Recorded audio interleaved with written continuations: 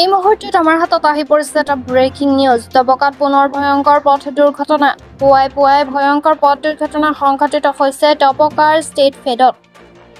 একেলগে 4খনকৈ বাহন দুৰ্ঘটনাগ্ৰস্ত। মালবাহী ট্ৰাকে মহতিয়াই নিয়ে বাইক আৰক্ষীক। বাইক আৰক্ষীজন ততাতৈয়াকৈ হাস্পতালত প্ৰেৰণ কৰা হৈছে। দুৰ্ঘটনাগ্ৰস্ত কৰা মালবাহী ট্ৰাকখনৰ নম্বৰ হৈছে NL01AC0216। টাটা মোবাইলখনৰ নম্বৰ হৈছে AS01D9509।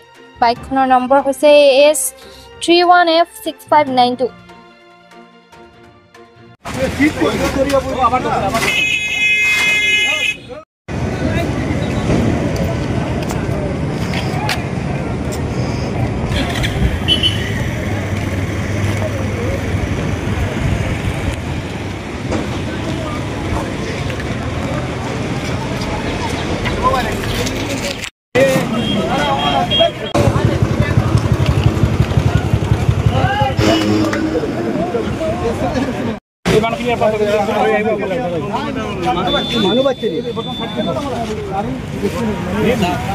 বিশেষ হয় আজি কিছু মুহূৰ্ত পূৰ্বে দেখা গৈছে যে দবকা NRL পেট্ৰল পাম্পৰ ওচৰত যিটো বাইপাছ আছে ষ্টেট ফেডত, সেই বাইপাছত এখন কণ্টেইনাৰ বাহনৰ মুখামুখি সংঘৰ্ষ হোৱাত যিখন বলেৰো ট্ৰাক আপোনালোকে দেখা পাইছে মালবাহী, সেই বলেৰো ট্ৰাকখন ইয়াতে ভাগৰি পৰিছে আৰু সেই কণ্টেইনাৰখন ইয়াৰ পৰা নিয়ন্ত্ৰণ হেৰুৱাই বিপৰীত দিশে গৈ ইয়াত এটা গছত খুন্দা মাৰিছে। খুন্দা মৰাৰ পাছত আৰু এখন মেজিক ট্ৰাক বুলি ক'ব লাগিব, এইখন তাৰ ছাইডত আহি আছে আৰু সেই মেজিক ট্ৰাকখন